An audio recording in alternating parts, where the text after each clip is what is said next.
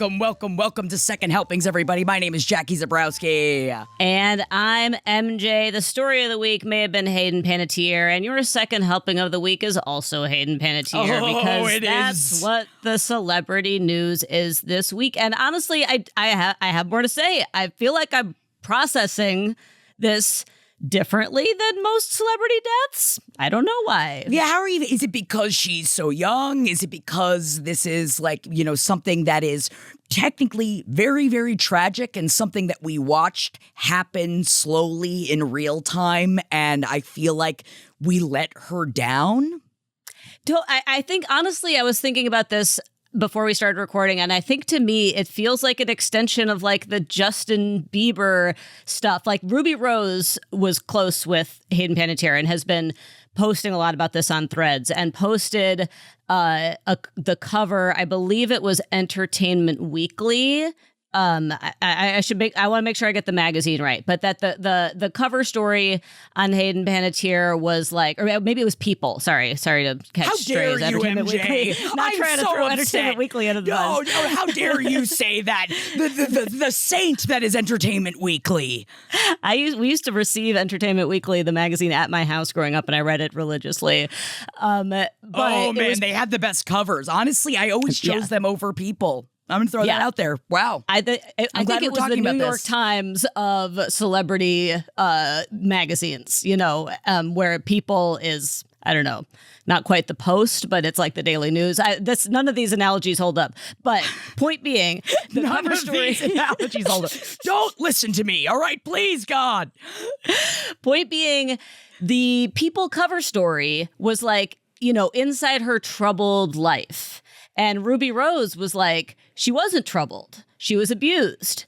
And I just feel like that's such an I think that means also you could be troubled, though, right? I feel like it's also that begats a couple troubles, I think. Certainly. But I guess the point being that we make these children famous. We ruin their lives. Yes. They then go on to have kind of fucked up lives. And we say, oh, how troubled. Wow, it's not crazy that you're so troubled. So troubled. Oh. And so, I just thought that point by Ruby Rose of being to say it's troubled, it's so passive. It's who could we blame? It's just a troubled life. And it completely takes away the responsibility.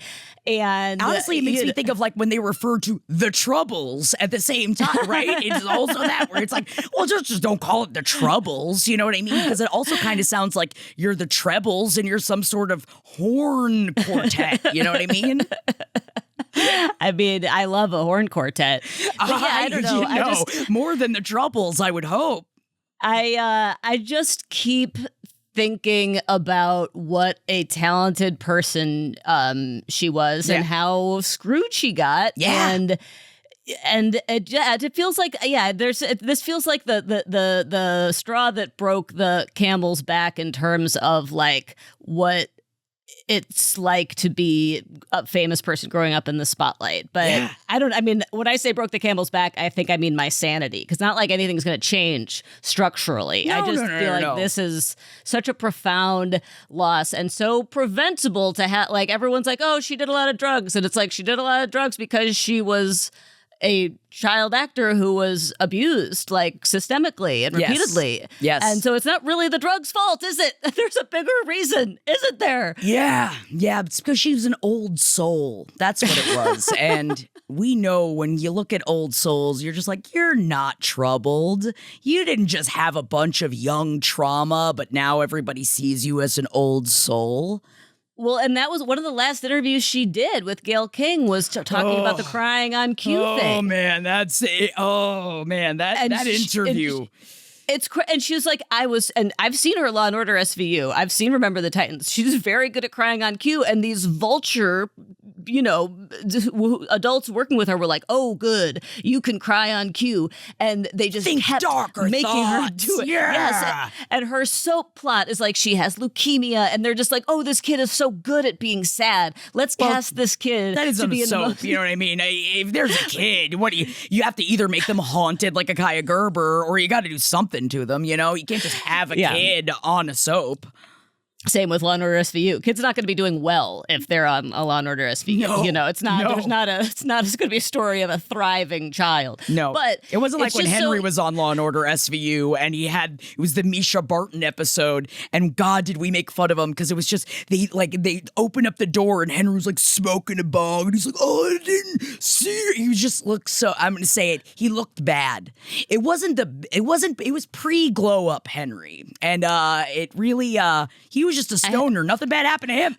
Don't worry. I think I need to go back and rewatch that because I feel like I have a pretty encyclopedic knowledge of early Law and Order SVU, and I don't remember Henry's episode, actually. Oh, yeah. I can't believe after the thousands of Law and Order episodes that you've watched, MJ, you don't remember the one with Misha Barton? I'm sure Misha Barton was in a couple of them, though.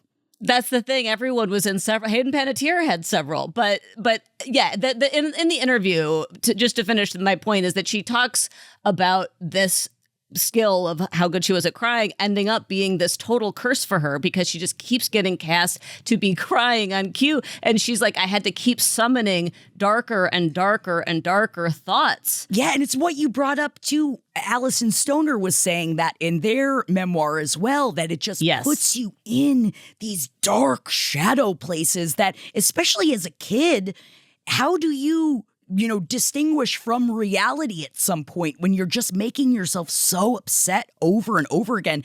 And I do that all the time, but that's called bipolar disorder. And I can really froth myself up very, very easily. But we're not supposed to do that. I mean, I went into a real life panic during the Desperate Housewives episode we were watching that contains mass shooting. And I actually went into with Aunt Jackie. With Jackie from Roseanne. I physically was having such an emotional reaction that I was like, am I upset about something in my real life? And then I had to be like, no, I'm upset about this episode of Desperate Housewives. And so, what chance does an 8-year-old Hayden Panettiere have to be like, am I really upset or am I just crying as I'm acting with Mariska Hargitay? Especially in Desperate Housewives where it's like mass shooting peppered with pedophilia. Just a little sprinkle of pedophilia on top. Man, Desperate Housewives really was soaping out there, y'all. When the pedophilia is like the B storyline, you got a good show. You know guys, it's going to be good. You have to hang out with us during Wisteria Laniacs. Guys, we have a lot of fun over there. Desperate Housewives is so insane. Really, really holds up. Well, is hold up the term? I don't know. Yeah, it holds up in terms of it's fun to look back at what culture was in 2006. And, most things now are bad, but every so often I watch Desperate Housewives and I'm like, well, we are we don't just use get homophobic slurs on primetime anymore. So that's a step forward good for society. We're just reminded of them on Desperate Housewives when there was one in the last episode that I was like, man, I haven't heard that slur in a while. It reminds you of a time gone by, Simpler times. Wow. Yeah. Oh, I hadn't thought about that one. Slurs from high school. That's a little throwback Thursday for us. Yeah. Just to remind you. But anyway, I did want to say it's very sad. The whole Hayden Panettiere story and reading into it further is all, and it just seems like this was one of these Hollywood secrets that was not a secret, that she just flailed and people just kept trying to get her to make them more money is what it seems like. So yeah. And it's very sad. And it's very sad. I want to read her memoir, and I know now we got to read them. We have to read the memoir now. I have to read the memoir, and yeah, I know we did mention this briefly with Amber, but I just to her speaking about her postpartum depression or her postpartum experience. I think I know I said it already on yesterday's show, but it is so vulnerable and so scary to talk about postpartum depression and all the difficult stuff about it. And I truly feel thankful.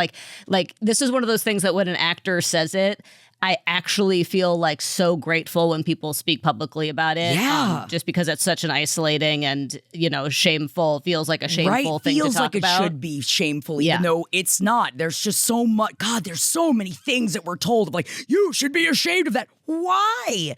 Because your body has just gone through one of the greatest traumatic experiences it could undergo. Yeah. Or even if you hadn't undergone that, just the experience and the life transition that you're going through too. Yeah, of course you're all screwed up. And she specifically says, that when she saw the baby, she didn't feel anything. And she was like, I thought that something was so wrong with me because I was always told I was supposed to feel this rush of joy and connection the second I see the baby. And I wrote about this after I had my two kids. And I was so traumatized, and I knew that I loved the baby, but I didn't feel the thing that I felt like I was supposed to feel right away. And I truly felt like I was broken and that something was deeply wrong with me. And so I just feel like, it's just, obviously she had to be vulnerable in every aspect of her life, but to voice that and to be like, my mental health wasn't well enough. Obviously it's devastating that she, wasn't wasn't able to remain a custodial parent, but I really admire her for speaking about that. I just feel like that's a level of genuineness that is rare for such a high profile person in an especially vulnerable topic. And honestly, today a story came out of Alyssa Milano sharing her postpartum struggle, and that she said that she spent 3 days in a psychiatric ward after struggling with daily debilitating panic attacks after the birth of her son Milo. And of course she is speaking out because of the Lindsay Clancy case, and I'm so thankful that people are seeing this trial and coming out to support this, of this is something that should be not only talked about more, but also, why are we shaming people for this? That's crazy. Right. Yeah, I've alluded to it, but the Lindsay Clancy trial has just been, it is so hard to bear. But I do think that the way that it is leading to talking about postpartum health, and that the tragedy here is the lack of mental health support, broadly speaking, but also the lack of specific postpartum mental health support. That there's just not. It's like one of these things that anytime there's a medical issue that primarily affects women, and you look into it and you're like, oh, we haven't researched it. There's just there's not that many programs that certify mental health professionals in specific postpartum stuff. Postpartum psychosis is very rare, not a lot known about it, and it's just one of these things where it's if this woman had had more support, and we would be having a different conversation. And everyone is turning it into this let's make it a fun true crime thing and see if we could reverse and say that the dad did it. Docu-series where we might watch this on Netflix, and it's this isn't fun. This isn't fun. This isn't your time to put on your little True Detective hat. Okay, if you want a True Detective story, we can talk about lanterns, but don't do it with a real life tragedy that is really about the fact that women just get fucked when it comes to mental health support. Yes, they are. And not that I want to immediately jump away from that subject, but bro, Coach Taylor in Lanterns. Coach Taylor. Can Texas we forever. Please? Texas forever. Coach Taylor in Lanterns is so funny that man, we watched Lanterns last night, and I gotta say that, of course, I only refer to Kyle Chandler as Coach Taylor. I would never call him something else. And it was funny because Jeff was like, oh, do you feel crazy watching Coach Taylor not be Coach Taylor? And I was like, excuse me. I have seen, excuse me, are you talking about Bloodlines, Coach Taylor? Are you talking about Wolf of Wall Street, Coach Taylor? There are other, Coach Taylor is not just Coach Taylor, despite how I only refer to him as Coach Taylor, but he is giving in Lanterns. Essentially beforehand, it was great because Jeff paused it and went, what do you know about Green Lantern? I said, Ryan Reynolds played it one time. And so then he explained to me, because I really appreciate it, the succinct explanations that he gives me to see if I'm going to be into something or not. I mean, of course I was going to be into it. It's Coach Taylor. Obviously, I want, That's yeah. Coach Gideon Taylor. was like, Coach Taylor's there. I was like, whatever. Coach Taylor's there. I will watch it. Now I'm trying to learn about the Green Lanterns and the intergalactic space, intergalactic peacekeeping and everything. Exactly. And essentially he said they're space cops, but they're cool. And I said, like Charlie from Twilight? And he said, yes. And if you want to hear more about lanterns, you hold on, because we got to hear from a sponsor. I didn't know that I was going to immediately fall in love with lanterns. I didn't know that I cared about space cops. And here I am. The first episode dropped, and I was like, okay. And apparently there are a lot, and I don't know if your husband is one of them, MJ. There are a lot of people out there that are squeaking because they want to see him in the suit. And they're like, oh, God, I'm going to screw this up. What is it? It's like tofu Dracula? Is that what it is? There's this term in the nerddom. Oh my God, I can hear the nerds screaming. Surf Dracula. Thank you, Adam. Surf Dracula of this whole, it is this, the idea that, oh, you're going to seed us with, because there are pictures of Coach Taylor in the suit, and they're like, oh, you're going to do this whole True Detective thing, and in the end, Surf Dracula, which Jeff explained to me what that means, and I'm just going to say Surf Dracula, and Surf Dracula, then you don't get to see the suit until the end, and so it's almost like a bait and switch, but it's Surf Dracula, and I learned these terms, I think that it's good to share them, and I also, at first I was like, I don't need to see him in this stupid green suit. I think he looks great. Bro, MJ, Coach Taylor is 60. He's 60? He is getting yum by the day. I'm 60. Yeah, he looks fantastic. I also know a lot of people were very upset about the end of episode 1, which obviously we won't go into because it's a spoiler, but maybe that's also related to the suit. Whenever my husband explains anything about the Green Lanterns, I am like that meme where it's like, I'm not reading all that, but congratulations. Yeah. I'm like, I'm going to listen to the first 5 words you say and then I'm going to check out. I'm really just kind of along for the ride. Well, Coach Taylor is the same character that Ryan Reynolds played in his movie. Right. He is the same character, so he's all jaded. And it has nothing to do with the one from the other movie where he had the stupid haircut. That's as close as... It's not Nathan Fillion. Is it Nathan Fillion? Green Lantern?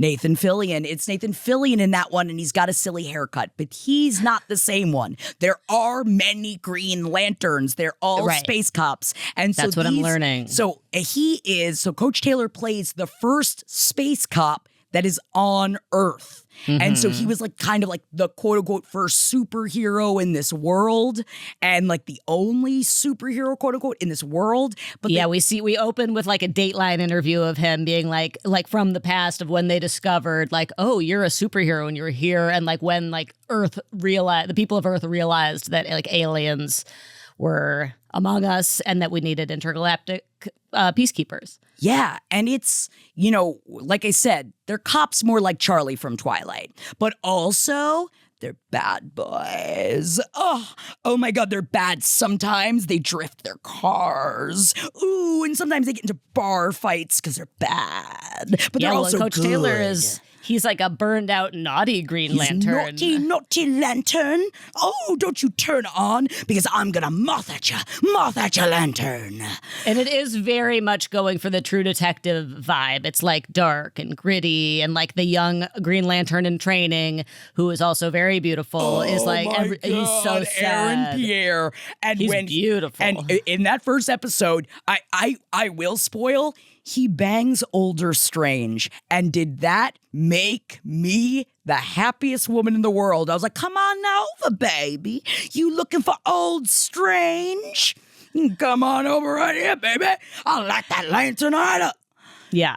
No, it's going to be great. I can tell it's going to be. It's like when Gideon told me the elevator pitch is like True Detective, but with superheroes and aliens. I was like, okay, cool. And Coach Taylor's there. Cool. All right, Into it. I'll be there. Yeah. Yeah, so it really was all of the things that I wanted. I like that it is very much it's a crime thing, but that's what you have to know about lanterns. I literally just dropped the information. So if you don't have a succinct husband and you do stop listening to them, that's really all you need. That's all you need to know. I will say, speaking of succinct husbands, that I had the opposite of a succinct husband experience when I introduced him last night to, I just keep calling it Reptile Kings, but that's not it. Monsters of God. He was. You can call it Reptile Tiger King. I think I keep calling it Lizard King at points. I'm just like that. It's the lizard one. Reptile crazy, but Gideon is just like monologuing, like hyper excited monologuing over as we were watching. He's like, so it's like a child on Christmas, so excited. He loves reptiles so much. This is his time to shine. That's why I couldn't wait to tell you about this last week. I was like, this is made for Gideon. Truly, like he is talking about, he's like telling me exactly how much venom each animal has, before the people on the screen are even telling us how much venom each animal has. Tell me about the venom. I think it's really wonderful to have a husband on the spectrum most of the time because it really, like, you learn so much. But then there are times when you do feel a little bit of the glaze. Like it depends on how long the shipwreck conversation has been going on. It's like that is, and I love it though. Like I could only imagine remembering almost everything I've ever read. Like that's what a gift. Yeah, and just being so excited to talk about the scientific facts, It's like hanging out with a third grader who's like learning about dinosaurs, and you're like, keep telling me. Tell me. I don't know this. I forgot this. Keep telling me what you know. So they've got feathers now? That's crazy. And I will say that if you are a reptile lover, obviously Reptile Kings, Monsters of God, also very upsetting.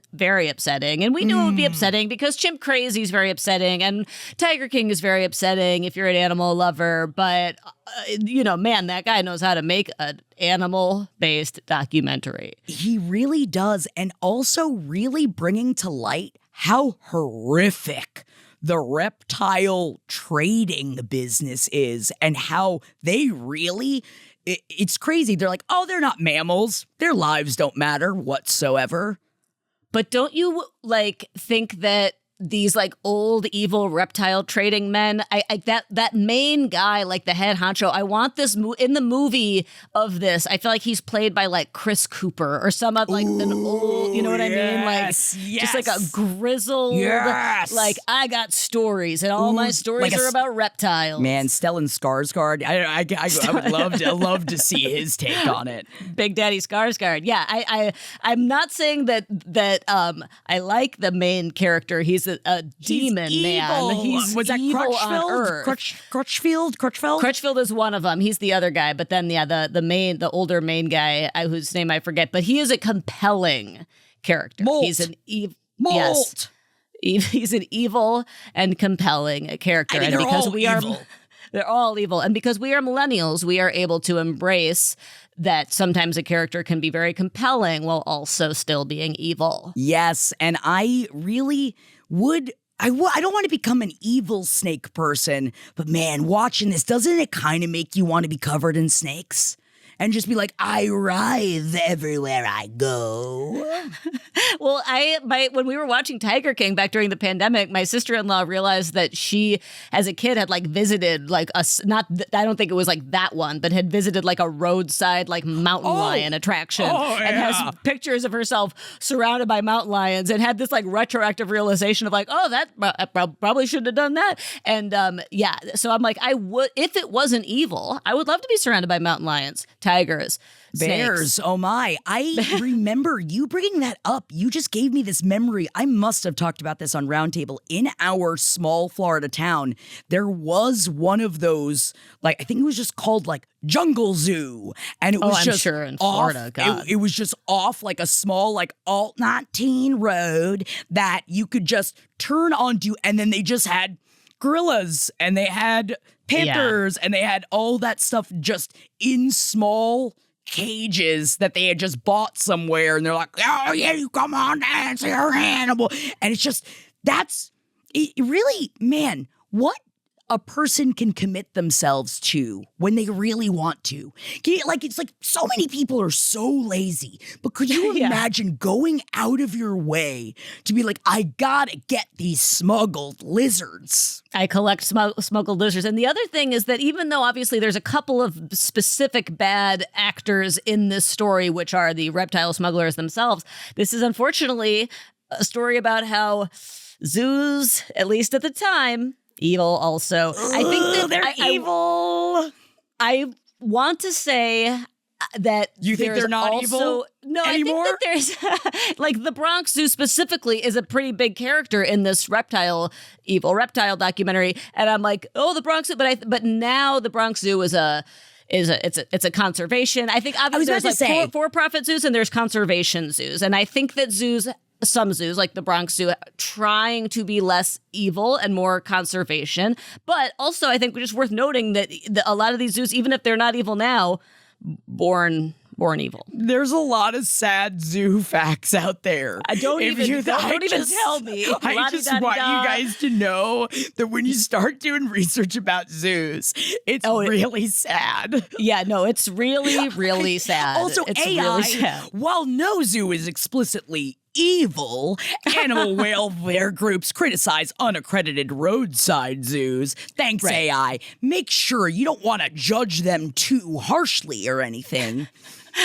AI is like, evil zoo brings back many results. How would you like me to present them to you? And then it is just 6 of the saddest zoos in the world, which is like the animals are crying. Like it's just like, horrible.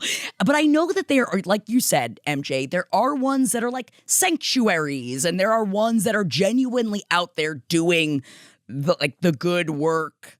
But man, I'll still go to a zoo when they're putting up Christmas lights. You know what I mean? And I'm like, wow, that's a big snake made of lights, There was just a story about the Bronx Zoo being like, I think it was an elephant. Like, they're about to lose their last elephant, and they're like, we're not going to replace it. Like, I think that they're kind of trying to phase out. Come on. Like, phase out the more evil aspects.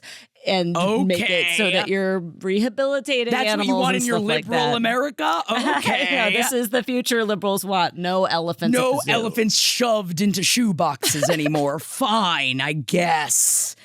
But, we've been going through a lot here at Page 7, and I think a lot of us are going through many other things. But, I did go through a birthday this week, and it was really wonderful. And yes, I'm Divine 39. And it's weird because, MJ, I chose to listen to Father Figure on Jackin' on Friday, because we were having a big Jackin' birthday stream. And on my birthday, the following day, I heard Father Figure play in the wild 3 times. 3 times. And that means this is my daddy year. I was going to ask, do you think it's your father speaking to you? No, not dead daddy. This is daddy year. I am up in the horn. This is time for me to live daddy. I saw Teenage Sex and Death at Camp Miasma. I've been thinking about it ever since, and I realized I need more daddy energy. And you haven't had a theme in a little while. Yeah. So you need a theme. Yes, I need this for my spirit. And I realize, I guess 39 is Father Figure year. And this is where you got to start picking up your bootstraps, because we got to get out there and daddy. So I'd like to know more about what daddy means for you, Jackie Zabrowski, since you identify, as not a daddy. So are you just bringing daddy energy? Are Yes. you okay? We're I bringing want to be sexy giving daddy. I want to be giving daddy. That's what I want to be. Okay. I want to have more. You know what no one ever describes me as? Calm, cool, and collected. And I need a little bit more of that energy because my husband, great daddy energy. And really, what is daddy energy based in? I feel like it's based in your gunch. You know what I mean? Like, I feel like it's based in down yon of what you bring to every situation. And I think that I'm such a Muppet and not in an Amber not knows what this is kind of way. I feel that I struggle with trying to be mysterious. And I think I need to be a little bit more cool. Like the calm, cool, mysterious daddy who's unbothered, but who like knows the answers to all your questions. Yeah. I'll change your oil, but I'll also knows how to kiss you down. You know what I mean? Knows how to change a tire. I think I know what you mean. I'm not sure. You want me to be your father? I think what's hard for me is that we're talking about things that real daddies do, and then we're also talking about things that sexy daddies do. And I need to keep my sexy daddies separate from real daddy. So we're allowed to make these things happen. Yes. Okay. All right. You do whatever you need to. I like that. That's the ultimate trump card, and I even hate using that phrase anymore. It's very funny. Did I tell you a friend of mine got me a bumper sticker that says "Don't honk at me, my dad is dead"? And I have been laughing about that. That I kind of want, like, if it wasn't so big, I would put it on my computer because I love using it as an excuse, even though it's far too long. It's been far too long for me to keep using it as an excuse. But you really win every conversation. I think you get to use it for the rest of your life. And you know who else gets to use the dead dad card? Harry Jowsey. Wow. He certainly does. And how hard does he use it so it's not wanna marry Harry? Or it's not Want to Marry Harry. It's not I Want to Marry Harry. That was the 2014 one with the Imitation Prince. This is Let's Marry Harry. Marry Harry. And I will say that I appreciate that it's called Let's Marry Harry because it is actually a team endeavor. And I'm about to say something positive about the show, Jackie. I know you have not watched it yet, so I won't do any. I'm saving it for my plane ride. Like I'm so excited. I'm gonna sit and I'm just gonna steep in Harry Jowsey. So please, is it okay if I talk about please, it? Please, okay. Because I want to say thank you to everybody. Whatever has been happening in this show, I've been getting hit up about it. Because people are like, are you watching this show? And I'm not yet, but I'm very excited to. I'm really eager to hear your thoughts. There is plenty of time where I'm just like, I can't tell these bitches apart. Sure, blah, blah, blah. Sure. I'm going on 16 dates. Sure. I think the standouts. So Harry Jowsey, he's coming in saying, yes, I've had my time as a playboy, as a fuckboy. Yes, I've been a public figure who's known for being a fuckboy, and I'm ready to not be that fuckboy anymore. But we can fix him, MJ? Is that what you're saying? We can fix him. He's very visibly traumatized by the recent loss of his father. I bet. And it was recent? It was this past year, I think. No, and then he went right in to do a reality show? Wherein he's supposed to be like a reformed, better man who also, as I'm processing this, I'm like, I think that this might actually be kind of sad for Harry. He really, really, really wants to have kids. And like, I think that is probably a manifestation of his feelings of loss. Oh, now I feel sad. Because I will throw this out there as someone that was with her brother pitching Search for New Daddy last year. I will also say, sometimes you come up with really, really jazzy ideas when you're in grief. Sometimes you think this is great, and then you get a little perspective and you're like, wait a second. Oh my God. Right. And because everyone's around you just being like, okay. Yeah, sure. Yeah. That's what you need. Sure. Yeah, let's do that. Totally. And I worry, is that what happened to Harry Jowsey? Were they like maybe this will be good that you find somebody now? I think it's like, I have gotten a lot of bad PR for being a real big fuckboy. My dad has died. I feel devastated. I want to be a better man. And they're like, put it on camera. Let's watch you fail on camera. I mean, especially someone that really, like, Harry Jowsey went from being a bad boy, like kind of villain of reality, to a point that we were talking about last time, even with Secret Lives of Mormon Wives, that he came on and even he was like, oh, this is too weird for me. Too weird for me to do. He is growing up. He speaks about it. He's like, I spent my 20s acting this type of way and I want to be different. And listen, we spent our 20s acting a certain type of way and we evolved, Yeah. And so I actually I'm finding, I've always thought that he's a compelling person on camera because he's very hot and tall and Australian and maybe New Zealand also. I think said he grew up in New Zealand. But he is, he's a very charismatic fuckboy, right? And now he's like, I want to be a better man. I'm growing up, but he really, really, really wants to have kids. And so he wants to have a wife. But also he's very horny. Married at the end of the show? Well, I don't know. I'm on episode 2. All 8 episodes have dropped. But it's a lot. I need to take breaks because it's just a lot of women being like, I think it's going to be me. But I assumed that they would force an engagement. I didn't realize this was like The Bachelorette, where they are forcing the full marriage. Bring the state into it. Why not bring the state into it? I think that he is very horny despite being very sad. And so he's like, he wants to find the mother of his children, but he also wants to grab that ass, and that's fine. Like ideally, we all contain multitudes. Yeah. Yeah, exactly. Like get you a woman who can be both your mother of your children and that nice ass. Yeah. And so that's what he's looking for. But I think look right here. I'm not saying that to you, Harry Jowsey. I'm saying I just did it for my own fucking husband. But what is really compelling about the format of this show to me, and I think makes it a little different than it's not like the other.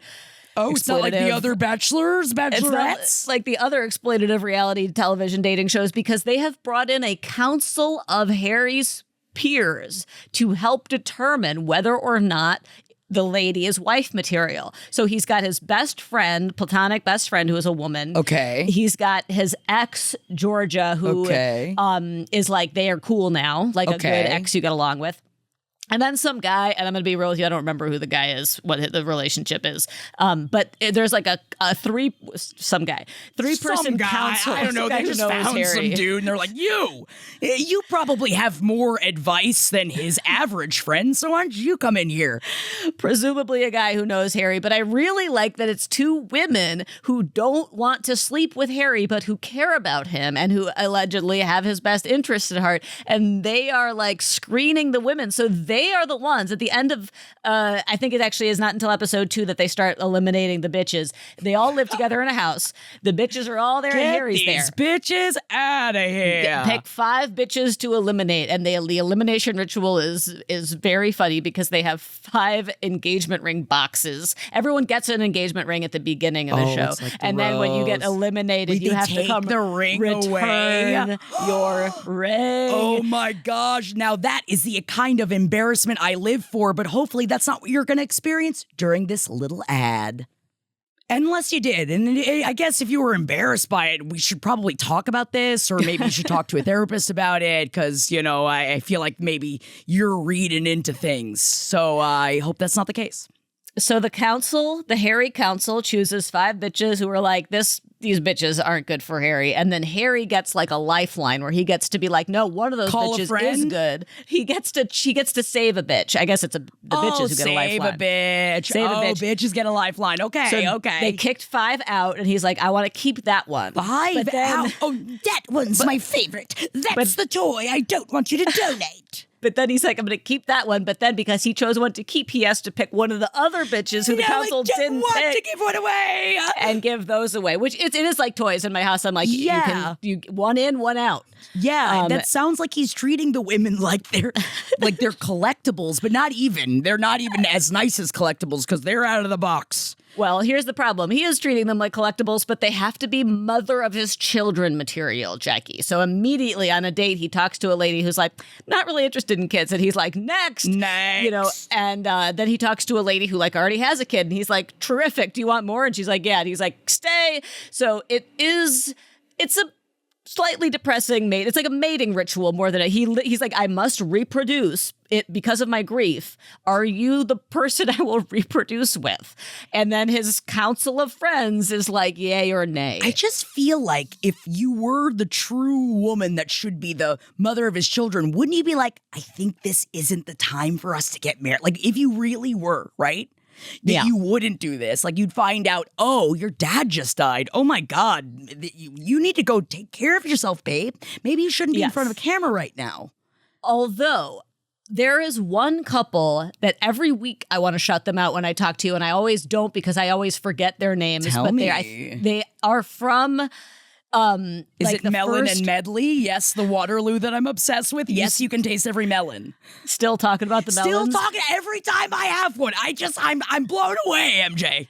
I think his name is Cam Holmes. I will double check. They are a couple that met on, I think, season 1 or 2 of Too Hot to Handle. Early, like, pandemic fever, Too Hot to Handle. Oh, I remember. Yes, Too Hot to Handle. Yes, I remember Cam. Oh, yeah. Two hot British fuck people. And they married and had a kid, and now she just had twins, and they make the cutest... Welsh, by the way. Welsh, I apologize. Wow. Really? You're Welsh just... erasure. You don't even hear the Welsh. Like, the Welsh doesn't even exist to you. They don't sound like Matthew Rhys, okay? They sound like British people, but I'm happy to hear that they're Welsh, because it turns out I love the Welsh, even though I like to erase them also. At least Cam Holmes is...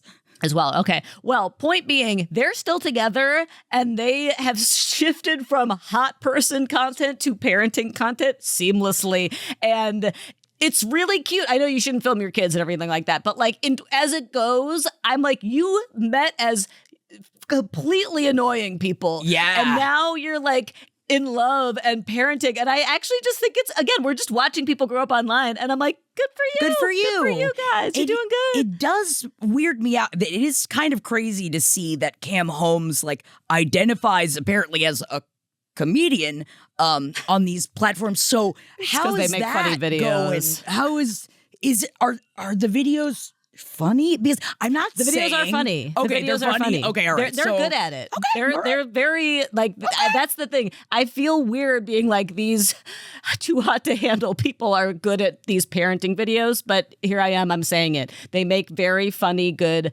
parenting videos, and they seem to still be very in love. They did just have twins, so that's gonna be stressful. But they're hot. Cute. Is life that stressful if you're that hot? They're Weigh hot. in. Let us know, guys. Hot, rich, and in love, and now they got 3 kids, and so I guess this is just what life is. Kids, yeah, man, they have a toddler, and then they just had twins. But I think that now, in terms of Harry, I don't think you should meet your wife on this reality show. But I think that this is what life is now. You humiliate yourself in public, and then you grow up in public, and then maybe you have a new era in public. You're talking about page 7 right now. Yeah, you're talking about us right now. Yes, you listen to us grow up. Let he who has not humiliated himself in public cast the first stone. You right, dude. I just feel like they met not that long ago. And the fact that they have 3 children, I forget that people that, it's like when you want them, you're out there, you're doing it. You know what I mean? Well, and also, I mean, I think they're in their like mid-20s, but of course, to me, I'm like my friend who had her first baby at 27 in New York, and she was like, I felt like a teen mom. Yeah, child bride. Yeah, you're just like, what are you doing?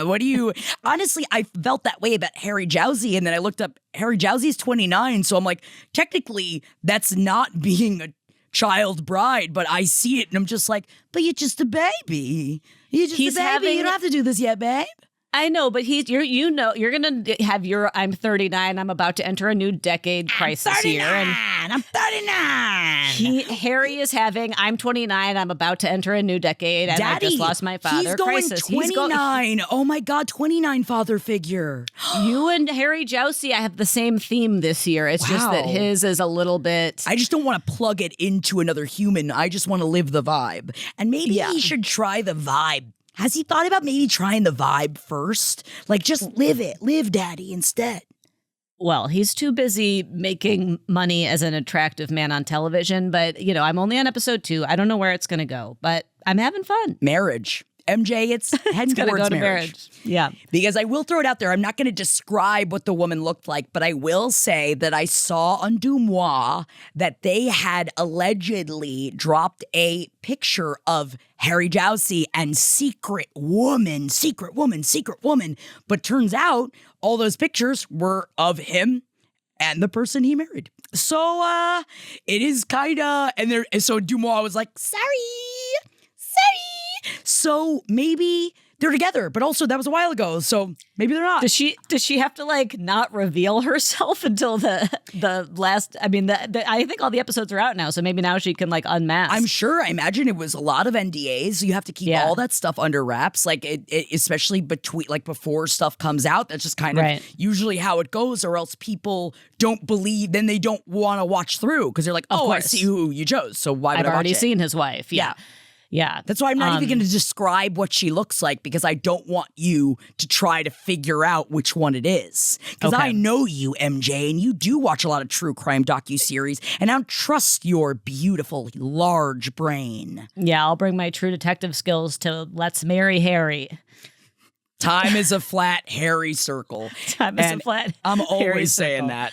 I need to put my mind somewhere aside from all of the upsetting things again. So thank you, Harry Jowsey. What's upsetting? What's going on, MG? You know what you really should be doing? And that's watching X-Men 97, because I have been catching up on X-Men 97, and I apologize, MJ.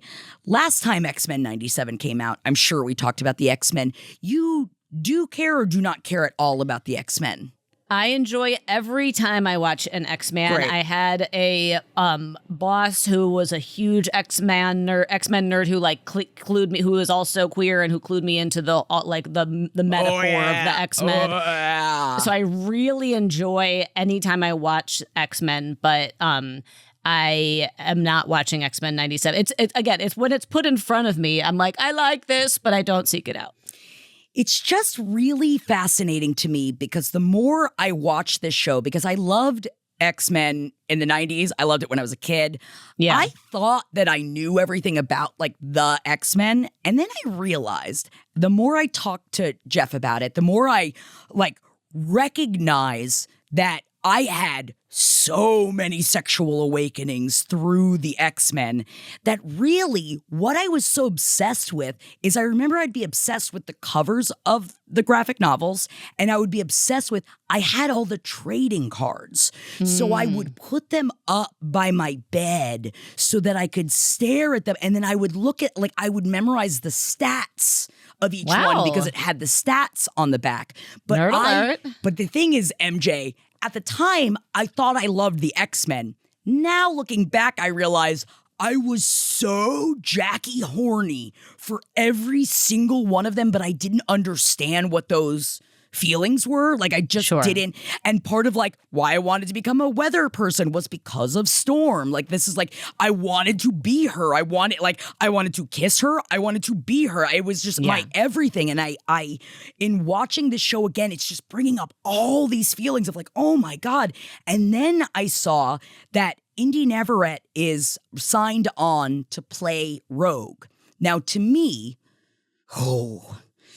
Rogue is really up there, because Rogue is the one, like the southern one, that can't be touched, because she like takes the powers from you when she touches you. So she's always like covered. And so played by Anna Paquin in the movies. And like, so Indy Navarrete is being brought on, but I had Obsession.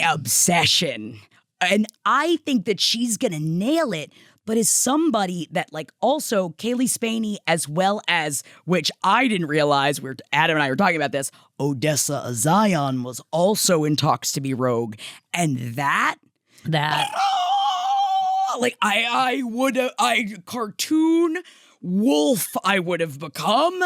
I know she's only 26, and I don't mean to pussy posse all over this, but Odessa Zion is just, I think, just such a gorgeous human being. I mean, I literally went to go get another wolf cut and I showed them that. I was like, can you make me look like Odessa Zion? You can't. You can never make me look like her.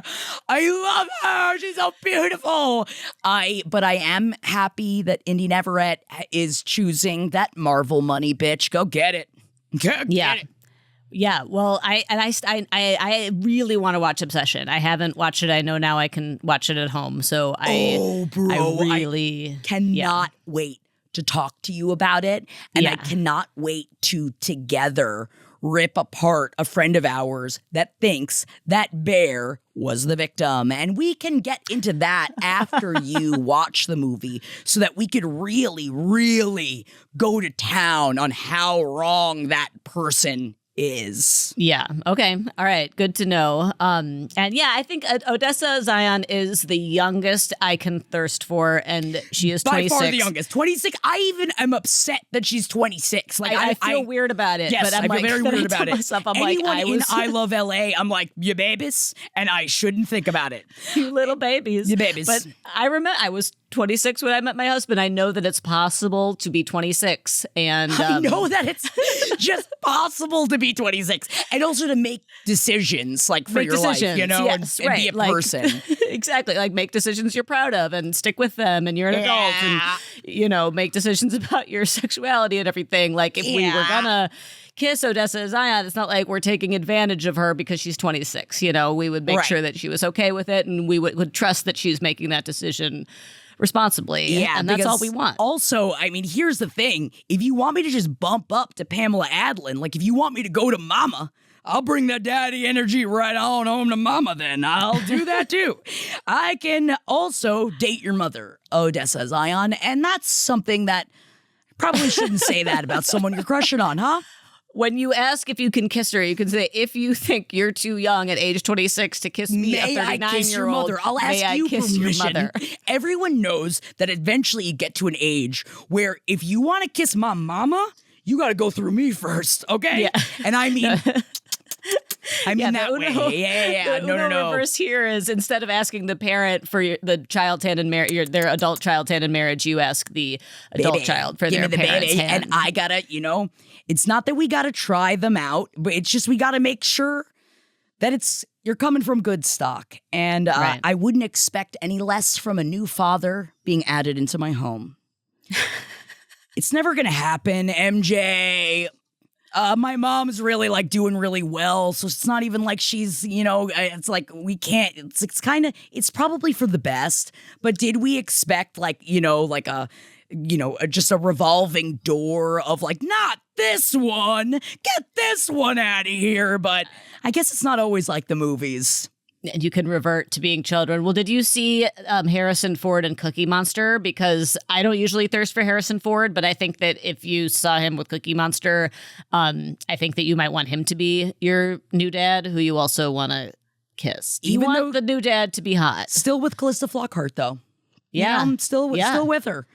And he is looking good. He's looking good, MJ. You ain't wrong about that one. Whoa, he's eating cookies. Whoa. Yeah, and then they start humming, burr, burr, burr, burr, burr, burr, but like from eating cookies. Maybe it's fun. If I heard it, I would thirst for him. But I will say, watching it on silent, it does just look like I'm watching an old man eating cookies with a puppet. I'm watching his mouth. My problem, I go into Mary Berry territory, and I start thinking, it's scrummy. No, it's scrummy. And just like zeroing in, just staring at her mouth as she would just, I eat those scrummy pastries. So I think that, I've got an issue. Kids singing and staring at old people's mouths when they eat. And really that's my problem. It's not their problem.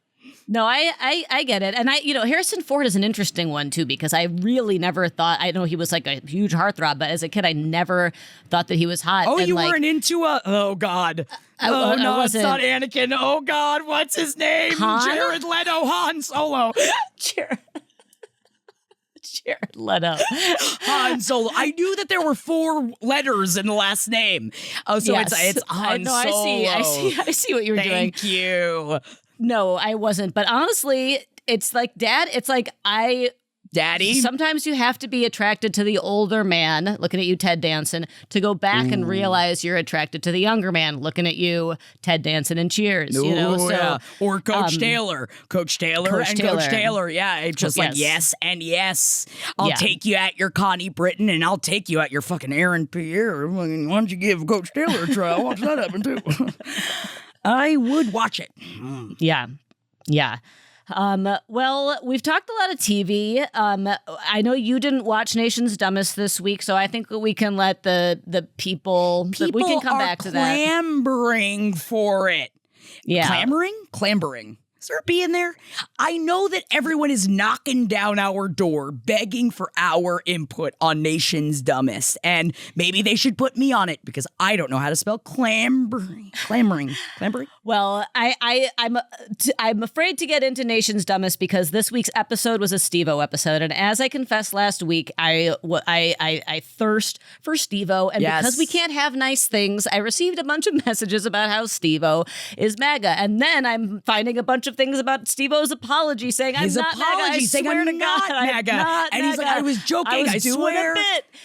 And I have not done enough independent investigation yet to determine whether or not Steve-O is MAGA. But if I didn't know that Steve-O had this dumb conversation on a podcast, I would have loved this week Nation's Dumbest because it was Steve-O's arc, and he went to clown college, Jackie, and all of his family have master's degrees except for him, and he is feeling really embarrassed about not having a master's degree and not seeming smart to the public, and in fact being famous for doing dumb shit. And so he had his arc, and I just spent the whole episode thinking about how much I want to kiss him, and then I'm getting the messages, Steve-O's messages, and then where did you land on it? Did he? I guess I will ask, did he win the episode? It's his arc. Can I spoil episode 5 of Nation's Dumbest? I think I can handle it. Yes, he got out. He did get out. And, good for you. And just for the sake of my own boner, I just need to say that his apology is that he says, I have been horrified and saddened by the atrocities committed by ICE. He claims that he was doing a bit, and bunch of people took it seriously, and he's so I really don't know where that leaves me in my boner. I've got a confused. It's a confused. You're confused al dente. Yeah, it's just like I don't know. I don't know if this is right. I don't know. And you're just looking at it, and you're like, get softer. It's a half hard. Be better. Doing the Larry David face, should I, shouldn't I? I don't know. He's like, I really thought everybody would know I was doing a bit, but if you do a bit and people don't know you're doing a bit, are you still responsible for that bit? Are you still responsible for the bit? I mean, you did say it. He was talking about immigrants, that all immigrants are criminals. He said a bunch of bad stuff, and I think what he's claiming is that he thought that would be so obviously be taken as an absurd joke, and that he issued this apology. But, again, this is why we just can't have nice things. Oh, you're crushed since 1997? Take it away. Over. I will let you know. You can't have it anymore. MJ, if you ask AI if Steve-O is MAGA, they say no, but they also say that zoos aren't evil. So I don't know if we can trust AI. The evil machine? We can't trust the evil machine on what's evil? Yeah, so, that's just, I like putting the nebulous, our zoos evil, just to see just overall of whatever they put together, whatever kind of slop they put together at the top of the search engine. And sometimes it's pretty fun. I'd love to hear, you love to hear the opinion of an AI chatbot, Yeah.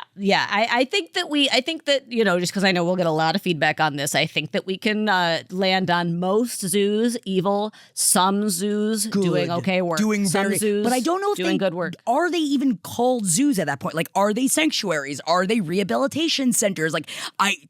Zoologists, zoos. Check in with us, because I also know, I'm not saying, and I will throw this out there, I am not saying that the people that work at the zoos are evil. I'm not saying that. I know that there are a lot of people out there doing really, really amazing work. It's just that the overall, the buying of the smuggled animals when they definitely knew that they were being smuggled in suitcases, then it's like, I feel quite confident that anybody we hear from who knows about this knows because they work at a conservation zoo and not because they work at a Tiger King zoo. And so I actually feel quite confident that whatever feedback we get is going to be, if you probably pretty do trustworthy. work at like a Lizard King or a Tiger King zoo, or if you have in the past, let us know that too, because I'd ask you a couple of questions, because sometimes you just need a job. Sometimes you're like, and then I'm cleaning out a gorilla's cage and I'm like, I'm 16. Why am I doing this? Yes. I mean, we've all had, I was a balloon salesman on roller skates. We all have weird jobs. Now, do you think that the usher guy was a balloon salesman on roller skates? I'm sorry, can we wind that back for a second? When? College. So what kind of balloon animals were you? Just balloons? Balloons, Mylar balloons, large bundles of Mylar balloons that acted like sails on the roller skates. So when the wind gusted, that would take off on the skates. Wow. Yes. I would really pay a lot of money to watch that happen. And I imagine in this situation, you're getting like pulled down the boardwalk and I'm behind you screaming, "Where's the beach? Where's the beach? MJ, you're going too fast." Yeah. It was it was great. It was a great time in my life. I used to have a whole storytelling thing that I did about it because I worked with the St. Paul balloon guy and the Minneapolis balloon guy. You gotta work with all the balloon guys. Yeah, I mean, you can't be an independent balloon contractor. The balloon guys had a pretty interesting relationship. Oh, yeah? Was it like the guys in Monsters of God? Were they smuggling balloons into other countries? They were not doing any, but I did actually think about these balloon rivals during Monsters of God because you're going to have a balloon rivalry in a sister city situation. There can only be one. It's Highlander rules, okay? If you are ballooning on roller skates, you really can't have a gaggle of you. Yeah, they collaborated, but it was contentious, just like the reptile guys. But do you think that the Usher performer was Usher, or was it Usher lookalike? Did you watch any of those Usher? This isn't Usher videos. It's got to be an Usher lookalike. Has Usher, to be an Usher lookalike. It is so funny. funny. Doesn't look like Usher to me, but. Guys, sound off. This is one of the. I went into this article being like, everyone online is so dumb, and all you have to do is just tweet, "I don't think that's Usher," and then there's an article about it, and then I watched it and I was like, I don't think that's Usher. I don't think that's Usher. That doesn't look like Usher to me. I don't think that's Usher. I don't think it's Usher. I don't know who it was. I don't know if it's like, is this a stand-in? Like, did you got hit with like poo-poo fruit and like you just can't get out there? Like, what is it? And it was Usher later in the same show. So does Usher just have like a fill-in Usher for when he has to poop or maybe change? It's like not his favorite song, and then he just like brings in pinch hitters, Yeah. I don't know how if the touring musician works, but I mean, you have an understudy on Broadway, so why wouldn't you have an understudy as a pop star? Yeah, and you know who doesn't have an understudy? That guy in Matchbox 20 who got hit with the microphone stand when Rob Thomas was swinging the microphone stand around and smacked his bandmate in the head so hard that he was worried he had seriously injured him. And I just got to say, I didn't know Matchbox 20 was still touring. So God bless them. There are, you hear you see like a bare naked lady show come through town and you're like, wow, there's just so many things that are still going on out there that we forget about. So many niches out there that we can fit ourselves inside. But can we fit ourselves inside of the look-alike doll that Meghan Trainor gave to her son so that her son wouldn't experience separation anxiety like he's a dog? And did I think at first when I saw the headline that she gave him a full sex doll version of her? You thought it was a Buffy sex robot situation. Exactly. I thought it was a sex bot. So, because I was like, that's the only kind that you could make. But no, it's honestly, a truly terrifying Raggedy Ann kind of get up, and she's like, and he looks just like me, and I give it to him, and he goes, "Mommy's here." But your kid's 5. I don't think is that MJ. 5-year-olds. Is that you give him a doll and you're just like, "It's okay, Mommy's here now." I don't think that the 5-year-old thinks it's mommy, but So what? It's got her skin. What is it like? What is she? Does she bleed inside of it? Well, I think this would be what we call like a transitional object, where it's something representative. And I know separation anxiety quite well, and sometimes like have it like a locket with a picture of mom is like something that kids will do, so they can like look. And I know at Build-A-Bear too, you can have like the squeezies, and it can be like mom's voice. Like I know that there's so many. I'm just weirded out by the look-alike of like, oh, you're gonna bark while I'm gone? How about you just take this? Like, I feel like it's given them a bone that they have to like nose around to get the bone out. This is also, though, I think this is a bitch eating crackers phenomenon, right? Like, the bitch eating crackers phenomenon where just somebody, no matter what they do, it's annoying. I think is that the Meghan Trainor of it all? I think that this is because it's Meghan Trainor. Is it because they have toilets that face each other so that she and her husband can shit at the same time and be able to talk to each other? Is that what my problem is? I think at that point, I think that the toilets facing each other. It's the toilets for me, dog. It's not even Meghan the music. Trainor. It's the toilets for me. It's not even all about that bass, which is saying something, or the I could have my Gucci. I think Meghan Trainor's been a bitch eating crackers for us for years, and everything we learn about her makes her more bitch eating crackers. And so I think that this lookalike doll, while it is a little scary, I think I would totally try something like this if it would help my kid, right?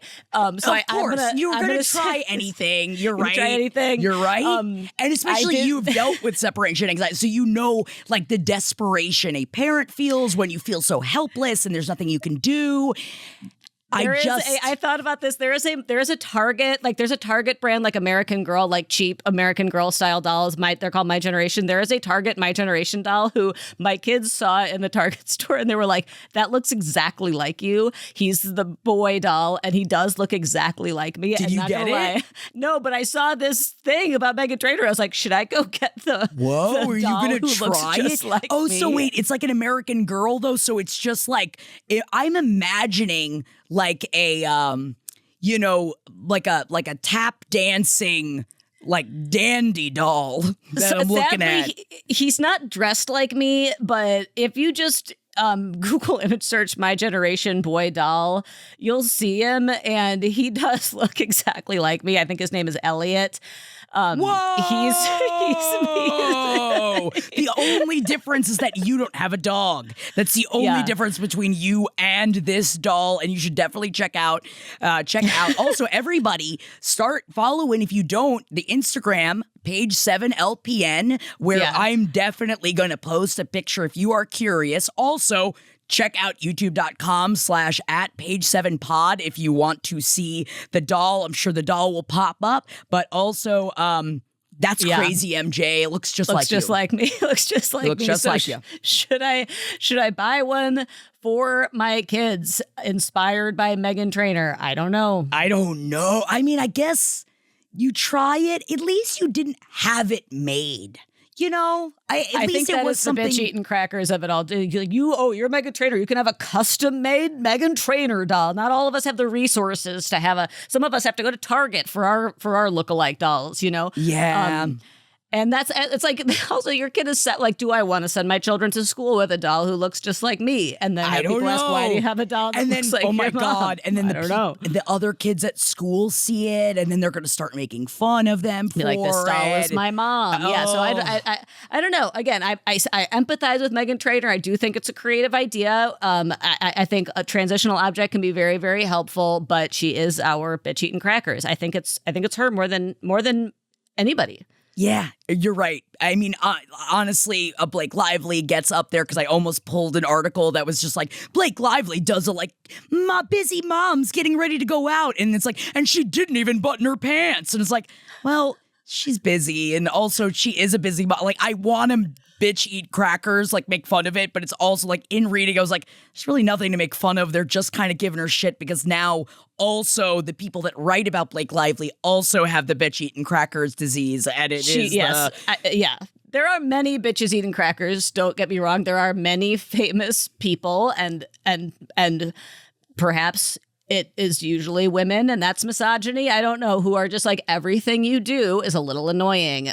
But I think that for us, I hope that's gender blind. We have many bitches eating crackers, and we have many men who annoy us too. And they're bitches eating crackers as well. Yeah, they're bitches is a gender neutral term in this case. I mean, usually on page 7, I would say, we love the word bitches, you know? We do. But you know what bitch will never let us down? That's Nicole Kidman. And I just wanted to give a little shout out in my father figure 39 because I'm glad that she came out to say that AMC did give her a lifetime A-list membership. As they should, because she single-handedly, it's not Tom Holland thanking me before Spider-Man for seeing the Spider-Man. No, it's Nicole, all right? Single-handedly keeping you afloat, AMC, and you better never forget that. Yeah, she's single-handedly keeping people going to the theaters. And now, even though she definitely could afford to go to the movies, she doesn't have to pay. And I'm happy for her. Yes. That's fine. Good for her. She is not a bitch. We have bitches eating crackers, and then we have the opposite, where no matter what they do, we're like, this is good. I don't care how rich you are. Pedestal bitches. Yeah, pedestal. We put them up. Bitch on a pedestal. Yes, please. And, yes, please. And thank you to all. That has been our second helpings episode. I don't know why I said it that weirdly, but sometimes things are just coming out of your mouth. And I think it was very polite. It was very nice. And this is, so the network is about to be on a break, but guys, you are about to have a lot of fun shows coming your way. Yeah. We completely all new, every time there's a break, you still get all new shows. You still get everything. Nothing's going away. You're getting everything. In fact, you heard us talking about Liza for so long. Next week, we're going to have our Celebrities Part 1 and Part 2 coming out. And then we're going to have a watch along. Then we're going to get into a little bit of Model Land. We've got some exciting stuff on the horizon, and you're gonna wanna check it out. And also, we've been beefing up our socials again. So again, over on Instagram, give us a follow at page 7 LPN because I, as well as our amazing social media manager, Taylor, is helping us I made some unhinged Liza content, and you're gonna wanna check it out because I was let loose in the studio dressed as Liza and see what entails. But we were living and breathing Liza Minnelli, and we get so into it on the shows next week. And it's really, and honestly, very relevant to everything going on today. Yeah. Extremely. Really, I've thought about her ever since. So please check those out. And everybody, we love you guys so much. Thank you so much for us, going through difficult topics, sensitive things, but we're all in this together because, man, that's what we're out here doing. We're community talking because we have to be able to provide some perspective sometimes. We all get trapped in our brains and we're staring at the screens, but it's okay. There's human connection here, and we love you guys so much. Thank you for checking out Second Helpings this week. Thank you so much, MJ. You can follow me on Instagram at JackThatWorm as well. And everybody, have a fabulous rest of your week. Let's sing the song, MJ. That'll be better the second time around.